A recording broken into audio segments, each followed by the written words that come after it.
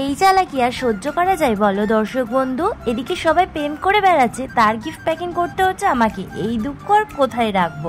এদিকে দেখো বোনও নিয়ে এসেছে তার বয়ফ্রেন্ডের বার্থডে বলে একটা গিফট, তো সেটাকেই বললো প্যাকিং করে দিতে। তো প্যাকিং করতেই আমি বসে পড়লাম, কিন্তু জিনিসটা দেখে আমি জাস্ট প্রেমে পড়ে গেলাম। জিনিসটা তো তোমরা দেখে বুঝতে পারছো, ওম শান্তি ওম। আর এটা জাস্ট কালারটা দারুণ ছিল, কিন্তু এটাতে মিউজিক ছিল না। আমিও তোমাদের দাদাভাইকে একসময় গিফট করেছিলাম, বাট সেটাতে মিউজিক হতো, কিন্তু এই জিনিসটা না ভীষণই ভালো ছিল আর ভীষণই মানে কিউট ছিল। তার জন্য মনটা মনে হচ্ছিলো যেন জিনিসটাকে রেখে দিয়ে। এইদিকে আবার দুটো লাভ লকেট দিয়েছিল।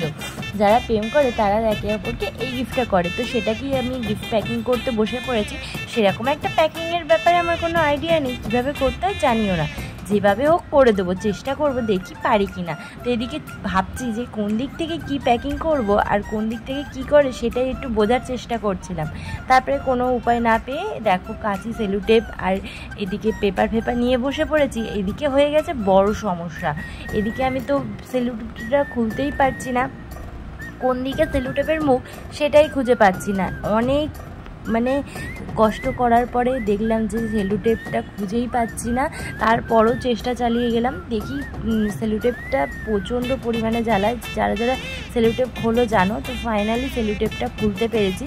এদিকে কেটে কেটে সেলুটেপটা একটু রেখে দেবো। আর বয়ফ্রেন্ডের জন্য গিফট কিনেছে, এতটা সুন্দর লাগছে, আর বার্থডে বলে কথা, একটু তো স্পেশাল কিছু ফিল করাতেই হবে বলো। তো এদিকে দেখো গিফটটা প্যাকিং করা হয়ে গেছে আমার। আর গিফট প্যাকিং করাটা কেমন হয়েছে অবশ্যই তোমরা জানিও। আর এটাতে ছিল লকেট আর তার সাথে দিল চকলেট। এদিকে দেখো গিফটটি প্যাকিং করা হয়ে গেছে। আর যারা যারা আমার চ্যানেলে নতুন আছো অবশ্যই ফলো করে দিও।